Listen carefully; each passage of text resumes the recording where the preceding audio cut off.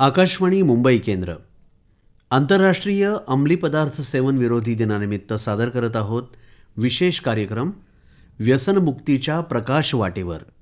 निर्मिती सहाय्य सुहिता मराठे. लेखिका आणि सादरकर्त्या नेहा खरे. ऐकूया व्यसनमुक्तीच्या प्रकाश वाटेवर.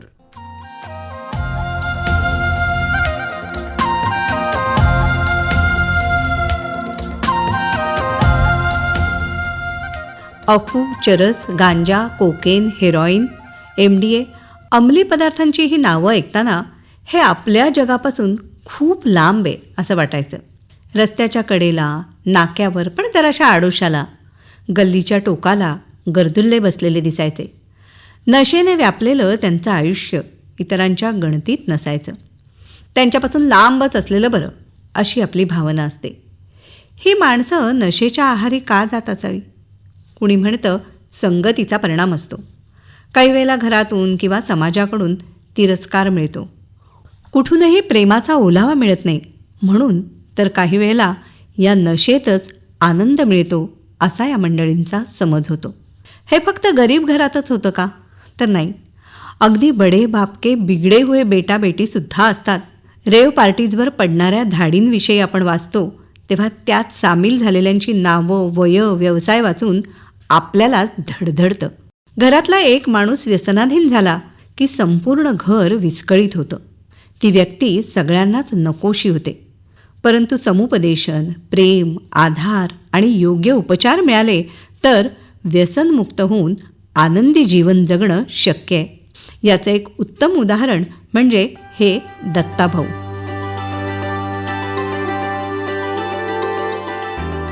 मी दत्ता श्रीखंडे. मी मुक्तांगणला 1992 साली ऍडमिट झालो. मी मूळ राहणारा मुंबईच्या उपनगरातला अंबरनाथचा आणि लहानपणीच आई वडील गेले आणि मी ज्या एरियात राहतो अंबरनाथला, वांद्रापाडा नावाचा जो एरिया आहे, तिथं सर्व गुन्हेगारांचं पुनर्वसन आणि असंच सर्व होतं. माझ्या शाळेतलं सुद्धा वातावरण तसंच होतं आणि मग खूप कमी वयात दारू किंवा बिडी सिगरेट याची सवय लागली आणि घरात कोणाचा जसा धाक नव्हता, आई वडील गेले होते म्हणून. आणि मग मला वाटते की मधल्या काळामध्ये खूप काही इन्सिडेंट झाले माझ्या बरोबर. घरातनं पळून जाणं किंवा हॉटेलमध्ये राहून काम करणं. 82 साल असेल तो, माझं वय 18 असेल. आणि ब्राऊन शुगर नावाचा काय अंमली पदार्थ आहे तो घेतल्यानंतर मी त्याच्या आहारी गेलो, मी व्यसनी झालो. तोपर्यंत मी रिक्षा चालवायची सुरुवात केली होती, ती गेली. आणि मग त्या सर्व व्यसनासाठी पैसे आणि बाकी सर्व गोष्टींसाठी मग मी गुन्हेगारीकडे वळलो, कारण त्याच्यासाठी पैसे खूप लागत होते. अंबरनाथलाच ती सर्व गुन्हेगारी त्या सर्व मुलांबरोबर सुरू झाली. मग रेल्वेत जे काय ते पीट पॉकेटर काही होते त्यांच्याबरोबर फिरू लागलो आणि मग तो गुन्हेगाराचा एक शिक्का लागला. मग जेलमध्ये येणं जाणं सुरू झालं. तरी सुद्धा बाहेर आल्यानंतर पुन्हा व्यसनच सुरू होत होतं. आणि मग हे सर्व वर्ष चालली होती. मग मधल्या काळामध्ये माझ्यावरती खूप केसी झाल्या. ते कोण सोडवायला घरचे येत नव्हते म्हणून मी मग ते गुन्हा कबूल करत होतो आणि मग ते 2 वर्षासाठी तडीपार केलं गेलं. आणि मग मी असं शोधत होतो कुठं जायचं. मग पुण्यात काही दिवसानंतर समजलं की मुक्तांगण व्यसनमुक्ती केंद्र अनिता अवचट त्यांनी उघडलेलं आहे आणि तो मेंटल हॉस्पिटलच्या कॅम्पसमध्ये आहे.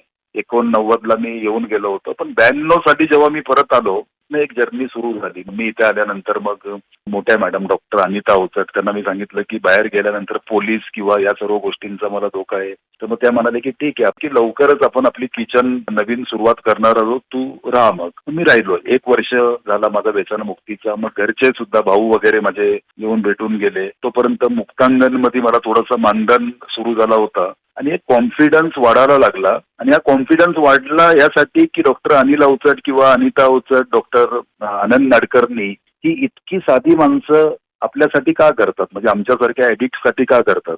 आणि मग तिथनं माझी जी काय ती जर्नी सुरू झाली पॉझिटिव्ह. मग त्यांचं पुस्तक वाचलं स्वतःविषयी डॉक्टर अवचटांचा आणि त्यातून मग मोठ्या मॅडम आमच्या अनिता अवचट डॉक्टर त्यांची लाईफ पाहिल्यानंतर म्हणलो की हीच माणसं आपल्याला यातनं बाहेर काढू शकतील. आणि मग दुसरा वर्ष व्यसनमुक्तीचा होईपर्यंत मुक्ता पुनतांबेकर आमच्या आत्ताच्या डायरेक्टर आहेत, त्याही मुक्तांगणमध्ये सायकोलॉजिस्ट म्हणून होऊन त्यांची कामाची सुरुवात केली होती. त्यांना सांगितलं की आता मला लग्न करायचंय.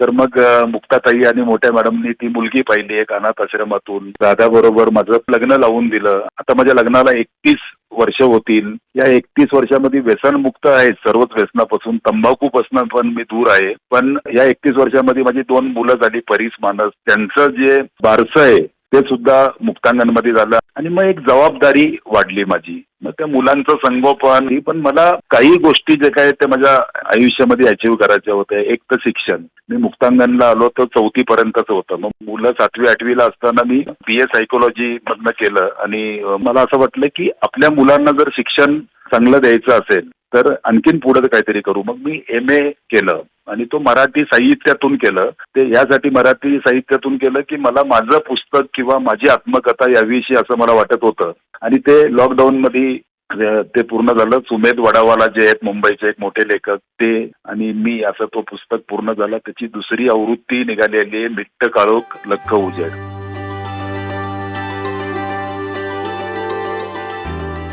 दत्ताभाऊ, वाट चुकलेल्या मंडळींना पुन्हा योग्य मार्गावर आणण्यासाठी तुमचं उदाहरण हे उभारी देणार आहे. व्यसनमुक्त होऊन सर्वसाधारण किंबहुना सुखी आयुष्य नव्याने जगता येतं असा विश्वास आणि प्रेरणा यातून मिळते. पण हे व्यसन सोडताना सुरुवातीला तुम्हाला किती त्रास झाला त्याविषयी आम्हाला सांगा ना. आपण म्हणतो की कुठलाही व्यसन सोडल्यानंतर त्याचे विड्रॉल्स होतात. म्हणजे आपण साधा आम्ही चहा जरी सोडला तरी त्याचे विड्रॉल्स होतात. डोकं दुखणं किंवा अस्वस्थ वाटणं. तर माझं व्यसन जे होतं ते चहा किंवा या ज्या गोष्टी म्हणतो दारू वगैरे त्याच्यापेक्षा कितीतरी पटीने असं मोठं होतं. तर त्याचे विड्रॉल जे आहेत खूप विचित्र होते. अंग दुखणं किंवा जुलाब होणं किंवा बाकी सर्व गोष्टी बरोबर मला तर बांधून वगैरे ठेवावं लागलं होतं. मेंटल हॉस्पिटलमध्ये होतो तेव्हा, कारण मी इतका हिंसक त्याच्यामध्ये होत होतो. पण ते विड्रॉल जे असतात ते 2-4 दिवस किंवा 8 दिवस असतात आणि त्याच्यानंतर मग अशक्तपणा येतो. आणि मला वाटते त्या ज्या गोष्टी आहेत त्या 8 दिवसांनीच मला खूप शिकवलं की आपण कुठल्या थराला आलेलो आहोत. आणि मला वाटते की मला स्थिर व्हायला किमान एक 5-6 महिने तरी लागले होते. कारण मी 1 महिन्याची ट्रीटमेंट झाल्यानंतर बरा होणारा नव्हतो. कारण माझ्या डोक्यात खूप विचार असे येत होते की आपण इतकं लॉस केलेलं आहे. आणि मी मुक्तांगणमध्ये आलो तेव्हा माझं जे काही शारीरिक स्थिती होती ती खूप खाली अशी गेली होती. तर पहिल्या काळामध्ये ना रोज डिप्रेशनमध्ये जात होतो की आता सोडून फायदा काय. पण मला असं वाटतंय की मुख्य तेच होतं की जेव्हा अशा मनस्थितीमध्ये असतो आपण तेव्हा मानस उपचार तज्ज्ञांची औषधं किंवा सायकोलॉजिस्ट किंवा जे काही काउन्सिलर असतील त्यांची काउन्सिलिंग आणि अशी जे काही व्यसनमुक्ती केंद्र आहेत मुक्तांगण सारख्या संस्थेचा एक आधार, त्यातून माझा कॉन्फिडन्स वाढत गेला आणि मी मग बदललो. पण मला पहिला वर्ष जो आहे पूर्ण तो खूप डेंजर असा होता. 8 महिन्यानंतर पण एकदा असं वाटलं होतं की मुक्तांगणमधनं पळून जावं, इथे इतके महिने राहून फायदा काय. पण मला असं वाटतंय की मी खूप भाग्यवान आहे की डॉक्टर अनिता अवचट त्यांच्या मी देखरेखीखाली होतो सुरुवातीला. नंतर मुक्ताताई होत्याच. तर त्या सर्व परिस्थितीतून बाहेर निघालो मी. श्रोते हो, दत्ता श्रीखंडे यांनी पुढे याच व्यसनमुक्तीच्या कार्याला वाहून घेतलं. त्यांना अनेक पुरस्कारांनी सन्मानित करण्यात आले. अतिशय प्रेरणादायी अशी ही कहाणी. या व्यसनमुक्तीच्या प्रक्रियेमध्ये कुटुंबातली माणसं, मानसोपचार तज्ज्ञ, मानसशास्त्रज्ञ, समुपदेशक आणि समाज या सर्वांची भूमिका महत्त्वाची असते. मानसशास्त्रज्ञ आणि ॲडिक्शन थेरपिस्ट म्हणून 18 वर्ष कार्यरत असलेल्या डॉक्टर शीतल बिडकर यांच्याशी आता संवाद साधूया. व्यसनाचे दुष्परिणाम हे किती भयावह असतात. आम्ही असं म्हणतो की हा व्यसनाचा आजार फक्त माणसापुरता मर्यादित राहत नाही, तर तो त्याच्या मानसिक आरोग्यावर परिणाम करतो, किंबहुना कौटुंबिक आरोग्यावर परिणाम करतो आणि लार्जली बघता तो खरं तर एक सामाजिक आजार म्हणून सुद्धा आपल्याला बघता येतो. अच्छा. तो अनेक स्तरांवरती ते दिसतं. आणि त्याचं छोटं उदाहरण घ्यायचं म्हणजे ज्या पद्धतीचं व्यसन तुम्ही करणार त्या पद्धतीचे शारीरिक आजार तर होतातच, पण नैराश्य, चिंता आणि अगदी ज्याला आम्ही स्किझोफ्रेनिया सारखा गंभीर आजार म्हणू असेही आजार व्यसनाच्या गर्ततेमुळे आलेले दिसतात. बरं, मग कौटुंबिक परिणाम, ज्या घरामध्ये व्यसन आहे त्या घरातल्या व्यक्तींना सातत्यानं ताण, आर्थिक समस्या, ह्या व्यक्तींनी व्यसनासाठी केलेल्या अनेक गोष्टी जशी चोरी असेल किंवा आणखी काही ऍक्सिडेंट असतील, या सगळ्याचं भुगतान त्यांच्या कुटुंबाला करावं लागतं. हम्म. आणि सामाजिक परिणाम त्याचा बघितला तर एखादा व्यक्ती व्यसनाच्या इन्फ्लुएन्स खाली जेव्हा गाडी चालवतो आणि दुसऱ्या कोणाला तरी त्याच्यामुळे त्रास होतो, तो खरं तर सामाजिक लेवलचाच त्रास आहे. आणि मग होणारे क्राईम म्हणा किंवा कौटुंबिक अत्याचार म्हणा, हे सगळं कदाचित व्यसन आणि व्यसनाच्या आधिपत्याखाली केलेल्या गोष्टींमुळे दिसतं. तुम्ही आता गेली 18 वर्ष या क्षेत्रात काम करताय, तर या व्यसन करणाऱ्या मंडळींमध्ये स्त्री पुरुष असाही भेद आता फारसा उरलेला नाहीये ना?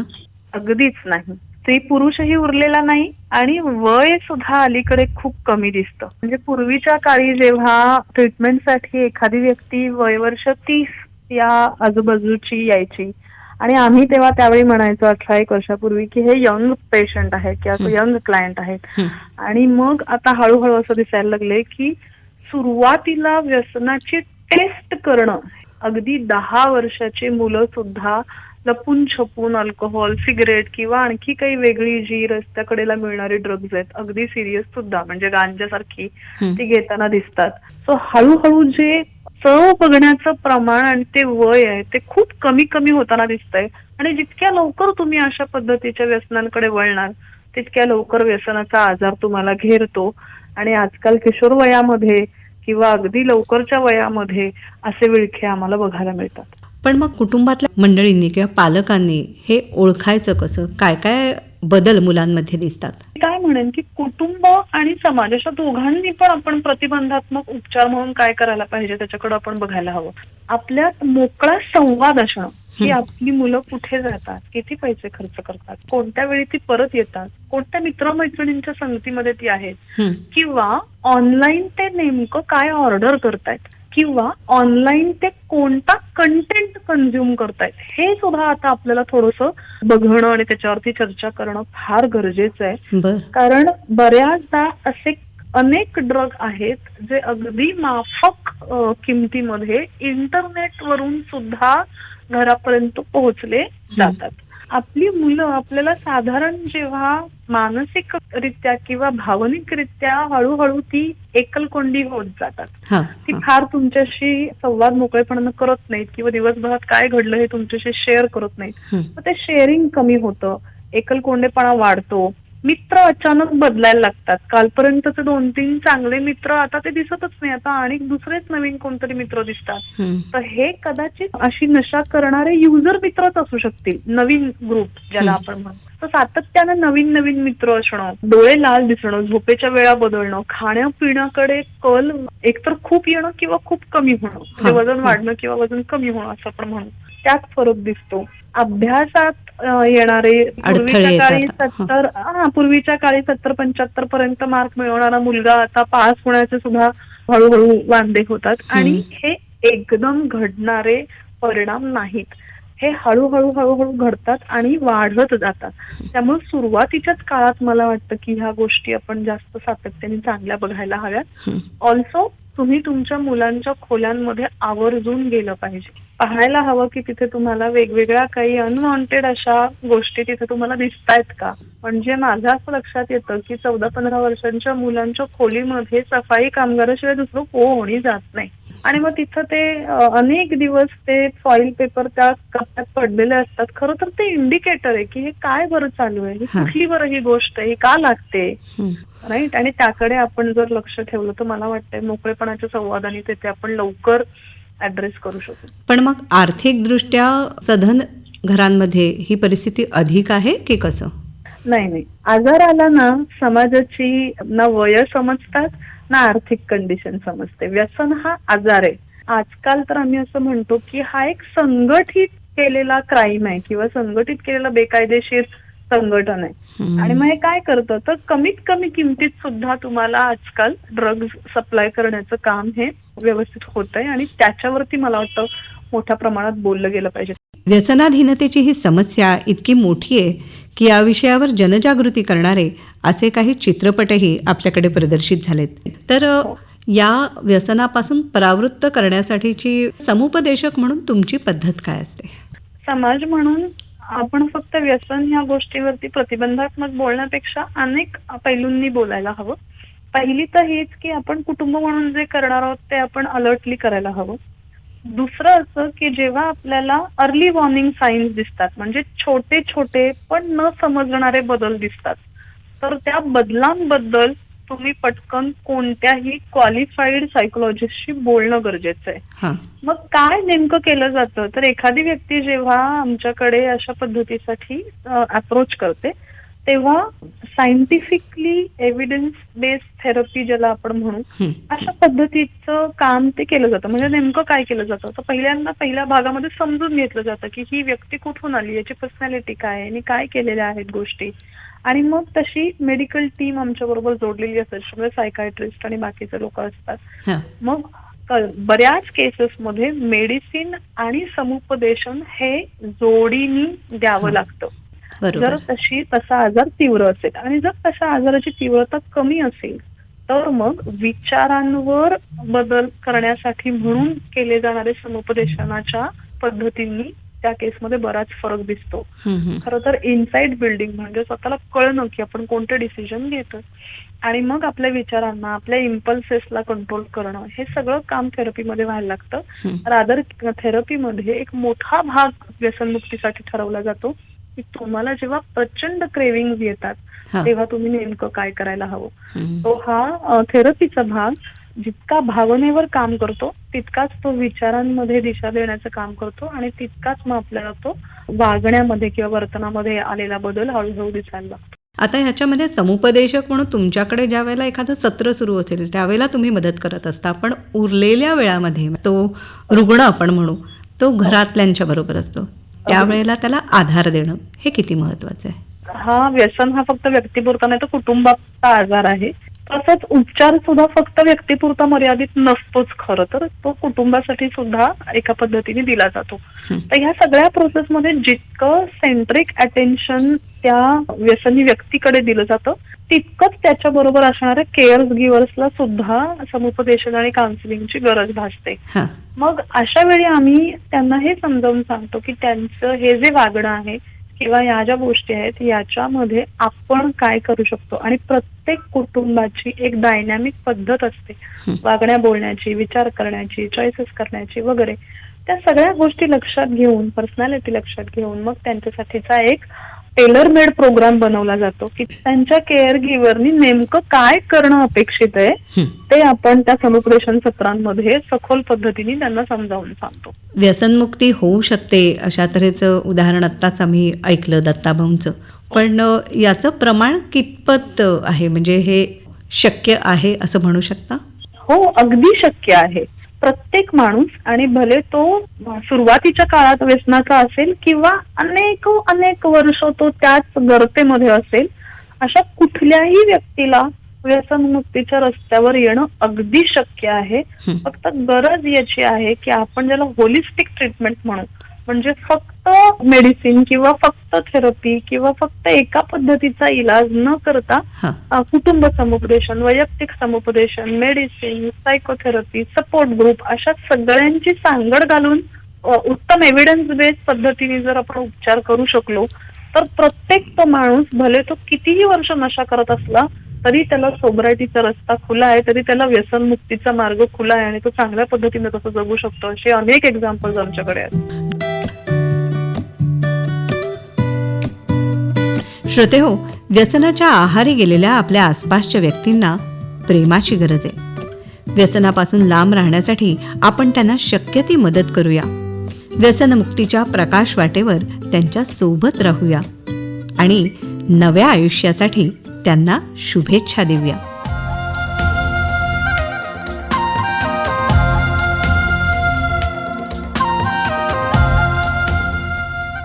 श्रोतेहो, आत्ताच आपण आंतरराष्ट्रीय अंमली पदार्थ सेवन विरोधी दिनानिमित्त विशेष कार्यक्रम ऐकलात. व्यसनमुक्तीच्या प्रकाश वाटेवर. निर्मिती सहाय्य सुहिता मराठे, लेखिका आणि सादरकर्त्या नेहा खरे. ही आकाशवाणी मुंबई केंद्राची निर्मिती होती.